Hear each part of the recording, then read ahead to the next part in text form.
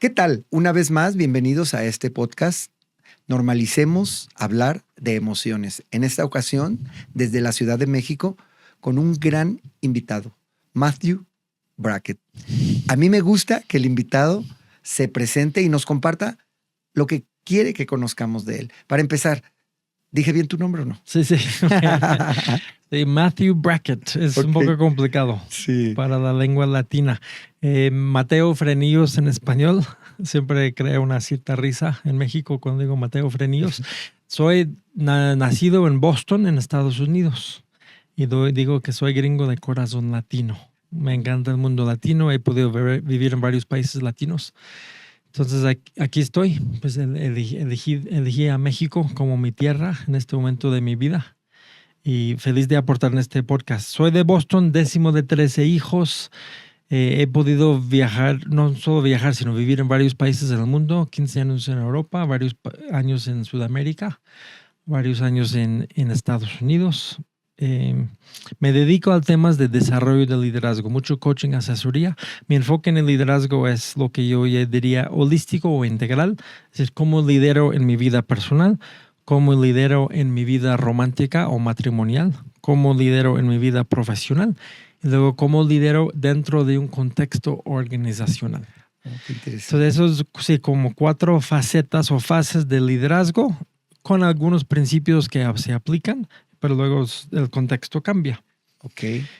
En cuanto a los estudios, no quiero alargarme en este tema, pero sí tengo una maestría. Soy teólogo y liderólogo. Tengo maestría en teología espiritual, tengo maestría en desarrollo humano y otra maestría en la psicología del liderazgo y coach profesional por International Coaching Federation. Entonces yo me dedico a esto y me estoy enamorado de la compleja belleza del ser humano. El ser humano es muy bello, pero somos algo complejos. Y me encanta el título de este podcast, que es sobre las emociones. ¿Cómo Normalicemos hablar de emociones. Sí, porque en la historia, si volvemos hacia décadas, porque lo veo mucho en el liderazgo también, que pues había una cierta represión de las emociones. Las emociones son negativas.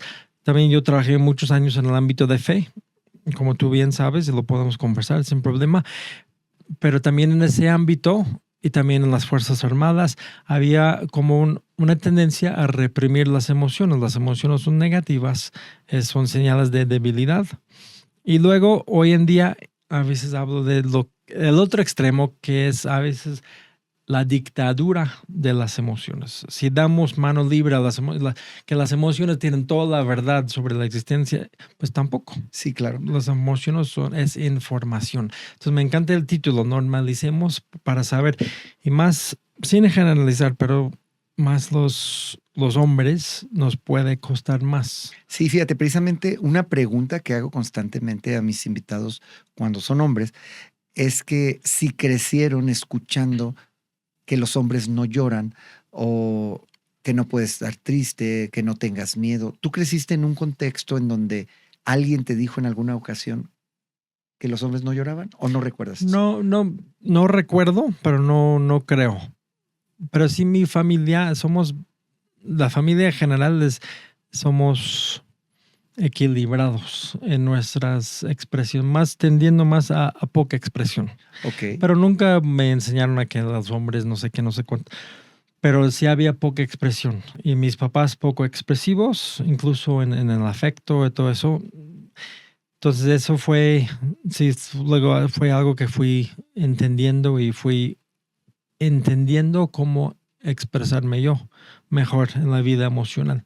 Pero sí te veo una familia de bastante equilibrada, tendiendo a ser menos expresivos. Sí, fíjate, hace un rato tú comentabas de la importancia de no permitir que las emociones nos controlen. Uh-huh. Y coincido en esa parte de o controlamos a las emociones o las emociones nos controlan. Las emociones, como bien decías, son señales, son alertas, focos rojos que nos están avisando de algo. Sí. Lo importante es darles un seguimiento que nos genere bienestar y felicidad y no un seguimiento que nos enferme, porque las emociones como bien sabemos, la palabra emoción significa movimiento, tienen como función que se muevan, que no se estanquen en nosotros. Compartías que estuviste en las Fuerzas Armadas. ¿Qué me puedes decir de cómo se manejan las emociones? Por ejemplo, el miedo en las Fuerzas Armadas. ¿Qué les dicen en relación al miedo? Porque mucha gente dice, no tengas miedo. ¿A ustedes qué les decían? ¿Qué te decían a ti? ¿Cómo manejaban el miedo? Sí, yo estaba de capellán, entonces a mí no, como que no me decían estas cosas. Pero yo tenía que tratar mucho con el elemento humano. O sea, mi trabajo era servir al elemento humano en un contexto militar. Sí, yo era uniformado, oficial del Estado y todo eso, pero mi trabajo era realmente cuidar a las personas. Y fui notando varios temas culturales. Es una crítica, pero una crítica con mucho cariño, porque yo trabajaba mucho con los Marines, United States Marines, que las tengo mucho cariño. Pero sí, era una cultura que te forzaba a reprimir las emociones. Y realmente, en pocas palabras, no enfrentar la realidad de la vida. Ahora bien, las estaban entrenando tienen que estar listos para estar en un ambiente de guerra. Entonces, claro, tienen que saber apagar de alguna forma pues, los miedos y otros sentimientos, emociones para poder cumplir con la misión. Pero el peligro es pues no siempre estar en guerra, la mayoría del tiempo no estar en guerra. El peligro es apagar esas emociones pues en la vida normal y luego en la vida de pareja, romántica, la vida pareja, la vida familiar. Claro. Qué interesante, nunca me había puesto a pensar esta parte, porque habrá quien se va con decimos en México, con la viada y no se desprograma de esa parte militar y lleva esas programaciones a casa, ¿verdad? O a donde Claro, va. Sí. Entonces, incluso venir a veces a hablar con el capellán no estaba bien visto. Porque, pues, ¿qué te pasa? Tú eres débil. Era parte de la cultura. Entonces, a veces había personas que venían conmigo un poco en secreto. Wow. Que me daba lástima. Sí, claro. Pero mi trabajo, pues yo trabajé en una base de unos 5,000 Marines. Mi trabajo con los comandantes era ir normalizando. Sí. Normalizando. Generar la confianza. Sí. Y sí lo logramos. Ir normalizando que somos seres humanos y más que cuidamos nuestra esencia humana, mejor vamos a servir a nuestro país, mejor vamos a servir a nuestros seres queridos y mejor vamos, porque el Marine, el soldado, quien sea, vuelve al mundo civil en algún momento. Y lo que buscaban los Marines era así, hacernos Marines, ganar todas las guerras y volver al mundo civil como mejor persona. Y yo insistía mucho en eso. Si queremos aportar al mundo y a nuestro país mejores seres humanos, tenemos que atender nuestro lado humano. Claro. Sí, coincido contigo. Qué interesante. Por eso me encanta este podcast, porque tengo la oportunidad de conocer gente extraordinaria como tú, que desde su perspectiva, desde a lo que se dedica, pues tiene una concepción distinta de todo. Y en esta parte emocional, pues qué interesante es escuchar tu punto de vista. Sí, es un tema que no vamos a tratar profundamente, no porque no sea un tema digno de tratar, pero me interesa porque te decía que yo durante muchos años, para quienes me conocen un poquito, fui dentista mucho tiempo. Y tú también mucho tiempo te dedicaste a una profesión y luego decidiste cambiar de profesión. Entonces me gustaría saber, en la parte emocional, ¿cómo lograste hacer esa transición? Porque en mi caso yo experimenté miedo de dejar la odontología que llevé por 26 años para dedicarme al desarrollo humano. ¿Cómo fue tu proceso emocional de transitar? Y eres odontólogo. Sí, por eso los brackets.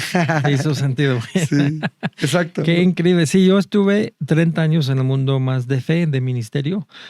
20 años de sacerdote católico, 10 años de preparación y formación, 30 años en ese ambiente. Es muy complicado. Bueno, es una decisión muy compleja. Y luego la transición, pues, de reconstruirte profesionalmente. Híjole, es que hay mucho que se puede hablar. Una cosa es la identidad.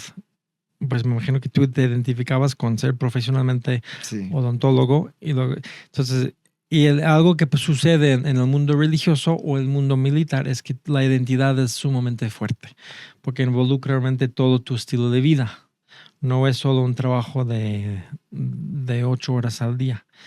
Realmente es una vida completa. Involucra 24/7. Sí, sí, 24/7 involucra todo tu ser y toda la vida emocional, la vida espiritual, tu relación con Dios, la vida afectiva, la teología, la psicología, pues la salud mental, todo.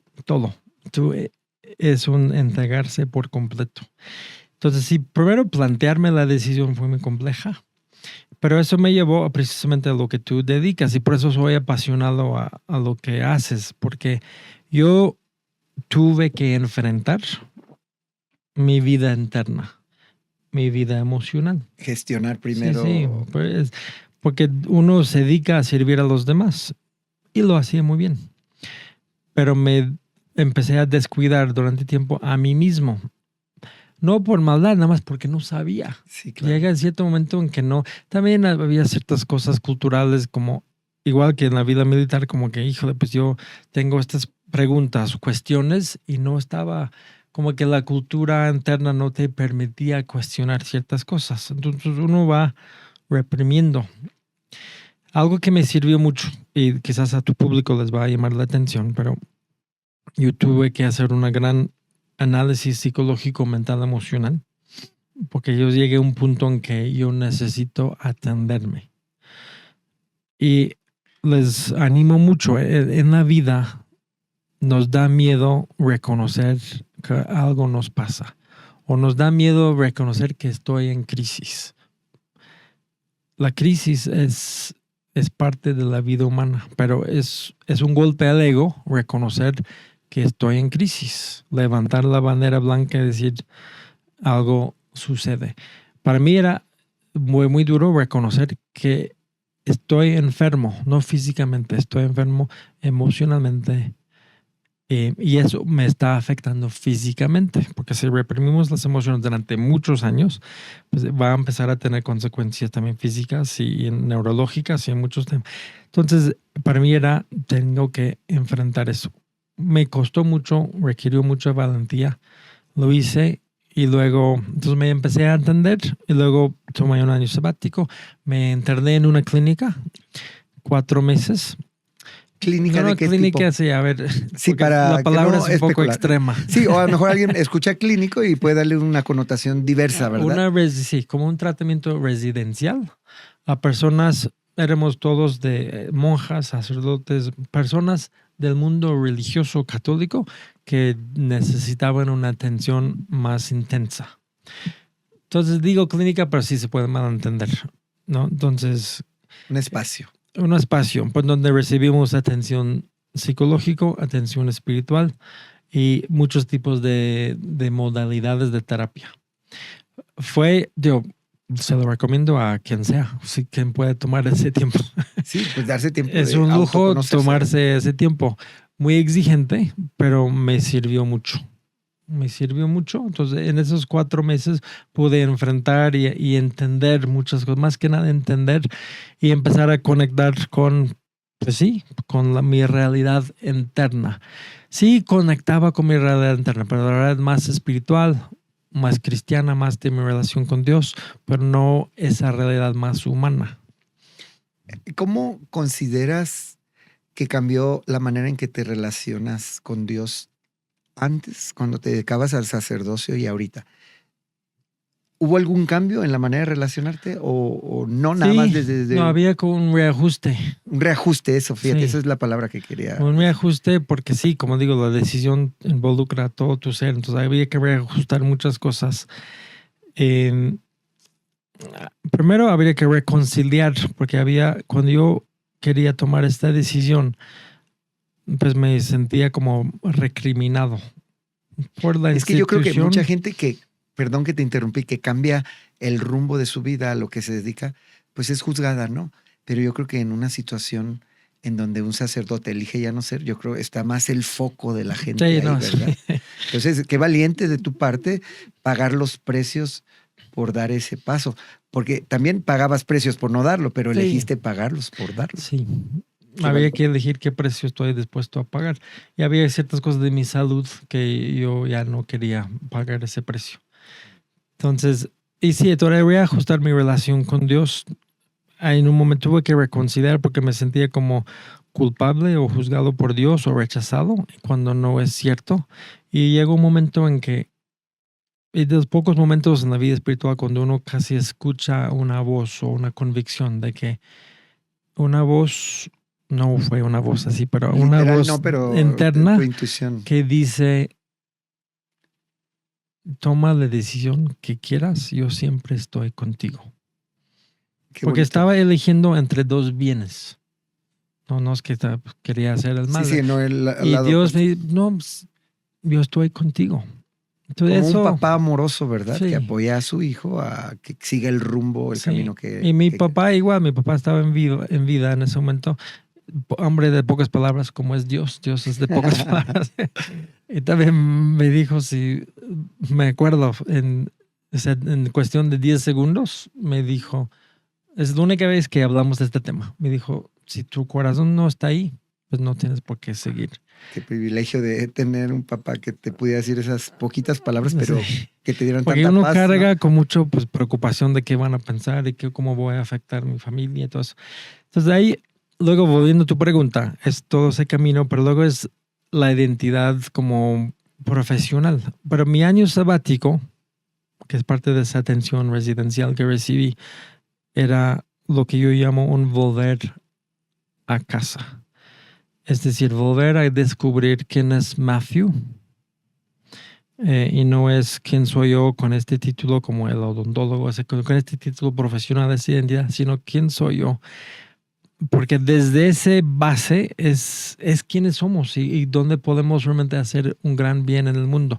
Y a tu público les animo mucho porque todas las identidades, los títulos nos dan cierta seguridad. Claro. Pero ojo, algún momento van a llegar que los títulos se nos quitan, las identidades ya no van a estar. Y si no hay una base, eso sí, pues a todos nos toca una crisis. Eso es una gran crisis. O sea, personas que se jubilan. Yo trabajo mucho con personas en puestos de liderazgo. Cuando se van acercando a su jubilación, hay una gran revoltura interna de, pues, ¿ahora quién soy?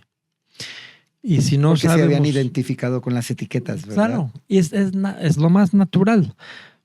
Pero yo creo que tu podcast y todo lo que tú haces es que el ser humano se identifique pues con algo mucho más profundo de su esencia. Sí, fíjate que precisamente algo que me tiene aquí en la Ciudad de México, aparte de tener este gusto de estar contigo en el podcast, es que vine a un seminario de trauma con un científico, un médico muy reconocido en el tema del trauma y hablaba precisamente de eso, que para quitar todos esos traumas requerimos volver a conectar con nosotros. El trauma emocional lo que provoca es una desconexión de nosotros. Uh-huh. Entonces, volver a casa, volver a conectar es el secreto, es la fórmula para una vida plena.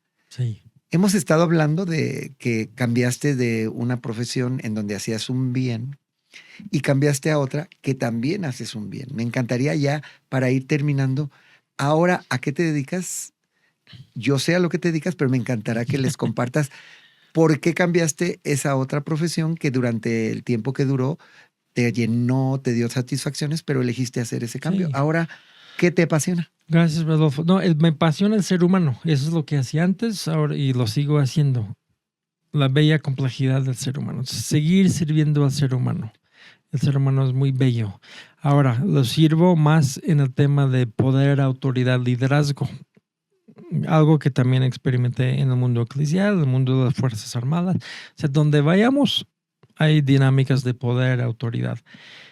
Y lo vemos en el mundo y lo vemos también en la vida política. Es un gran ejemplo. Lo que tenemos que recordar es el poder, la autoridad, el liderazgo, la influencia. Son fuerzas muy hermosas que posee el ser humano. O sea, poder es una fuerza sagrada para hacer el bien. La autoridad viene del latín, que es auctoritas. Es como pensamos en la palabra autor. alguien que tiene la capacidad de dar vida a alguien o a algo. Entonces, influencia también viene del latín, influere, que significa como, tengo un vaso aquí, verter ¿se dice? Ajá, verter. Verter o vertir. Ambas son correctas. Entonces, yo en mis comportamientos, en mis palabras, en mis actitudes, estoy constantemente vertiendo en los demás. ¿Y qué quiero vertir? Con mis palabras, comportamientos y mis actitudes. Entonces, todos somos líderes, sí, en muchos ámbitos de nuestra vida siempre estamos influyendo. Siempre estamos dando vida a algo, pero el líder tiene un puesto formal donde tiene una gran responsabilidad de usar esa fuerza sagrada para el bien, para dar vida y para vertir positivamente vida en los demás. Sí, porque hay de líderes a líderes, ¿verdad? Hay líderes que influyen, pero de manera negativa, ¿verdad? Que en vez de dar vida, dan muerte. Y cuando hablo de muerte, no necesariamente hablo de manera literal, aunque a veces sí. Entonces, cuando empezamos a platicar antes de empezar a grabar, hablabas de diferentes liderazgos. Sí. Y coincido contigo que el liderazgo empieza con ser líder de nosotros, ¿no? Liderar lo que pensamos, lo que sentimos, nuestras acciones. ¿Qué tipos de liderazgos detectas o trabajas en ellos tú con tus clientes como coach? Sí, primero es, como dices tú, el liderar a uno mismo. Cuando yo hablo de liderazgo, no te di definiciones. La definición más breve es liderazgo, influencia, no es académicamente aceptada, pero el liderazgo es un proceso dinámico de influencia de una persona sobre otros para lograr un objetivo común. Es una definición más académica. En esa definición no hay un elemento moral o ético, ¿okay? Pero tenemos que recordar que por ser como somos como seres humanos, el liderazgo siempre es un proceso moral y ético. No lo podemos quitar. Los académicos les gusta quitar ese elemento para tener definiciones más neutras. Pero bien, y digo eso, me gusta este triángulo, que es el líder, seguidores, contexto. El proceso dinámico es entre esos tres elementos. A veces pensamos que el liderazgo es unidireccional, que es como que es más flat. No, es que es muy dinámico, porque es el líder, seguidores y el contexto. El contexto no es menor. El contexto muchas veces define cómo tenemos que liderar. Y luego fuera de este triángulo hay pues hacia dónde vamos. ¿Cuál es nuestro como estrella del norte? ¿Cuál es el objetivo común? Entonces, pero ese proceso ocurre dentro de nosotros. En la psicología se habla del yo ideal, que es el líder dentro de mí, y el yo real, el yo de hoy, que soy el seguidor y luego vivo en un contexto. Soy un ser humano, soy un hombre, todo lo que me define. Entonces el contexto no es menor. Pero como tú dices, a veces la persona más difícil de liderar es a uno mismo. Sí. Entonces, la autoconciencia es de las cosas más importantes, menos hablado, pero más importantes en el líder. Más te conoces, mejor vas a liderar. Claro. Más alto creces en tu liderazgo y más puntos ciegos tienes, más desafíos vas a tener en tu liderazgo, en tu toma de decisiones, en tus relaciones interpersonales. Entonces, la ceguera es uno de los grandes destructores del buen liderazgo. Entonces, el líder tiene una responsabilidad hacia sí mismo, pero de modo especial hacia su gente, trabajar sobre sí mismo. Pero muchas veces no lo hacen. Pues no tengo tiempo. ¿Qué necesidad tengo yo? Estoy yo en este puesto de trabajar sobre mí mismo. No, tienes mucha necesidad. Tienes un gran deber. Porque más lideras, más personas y más alto lideras, más importante es que trabajes sobre ti mismo. Sí, el autoconocimiento es pieza fundamental, ¿verdad? Hablabas de el yo ciego y cómo conforme va creciendo el líder van apareciendo mayores áreas inconscientes que conviene hacer conscientes, pues para poder resolver y para poder generar resultados de calidad, bienestar, felicidad, éxito en una empresa. Pues qué interesante, el tema de liderazgo es un tema que me apasiona también, sí. Y la inteligencia emocional también. Y me gustaría, sé que vamos a tener alguna otra oportunidad de profundizar en este tema y en otros. En verdad agradezco muchísimo el que estés aquí, el que hayas aceptado la invitación. Y me gustaría que cerraras de la manera que tú decidas cerrar este podcast. ¿Qué le quieres decir a quienes nos ven y nos escuchan? A ver, primero, dado que el tema de las emociones tienen dos momentos. Es identificar lo que me pasa por dentro, regular lo que me pasa por dentro en la vida emocional, a la vista de lo que busco, de mi objetivo. Mis emociones me sirven para lograr un objetivo. Y si son obstáculos, pues los tengo que regular. Luego, fuera de mí es reconocer en mi contexto social las emociones y navegarlas también de acuerdo a mis objetivos. Primero es no tener miedo, tener mucha valentía para entender este mundo de las emociones, que es información muy valiosa para conectarte contigo mismo y con tus seres queridos y con las personas que lideras. Segundo, tener la valentía de trabajar sobre ti mismo para poder liderar mejor, para poder amar mejor y para poder vivir mejor. Te lo debes a ti mismo y se lo debe a la gente que lideras, a la gente tan amada en tu vida. Muchas gracias. Gracias. Pues mira, me encanta la manera en que cierras esto. Coincido contigo en esa parte de la inteligencia intrapersonal que tiene que ver con conocer nuestras emociones y gestionarlas, y la interpersonal que tiene que ver con ser empáticos con las emociones de otros y buscar la manera de, si no estar de acuerdo, por lo menos comprender que pueden sentir lo que quieren sentir, estemos de acuerdo o no. Y por último, me encantó también esa parte que dijiste, navegar las emociones. Las emociones no se controlan, se gestionan, se navegan, se fluye con ellas para que nos generen bienestar y felicidad. Así que gracias por estar atentos a este podcast. Próximamente nos veremos en un episodio más. Y recuerda, normalicemos hablar de emociones. Gracias, Matt. Gracias, Rodolfo. Un gusto.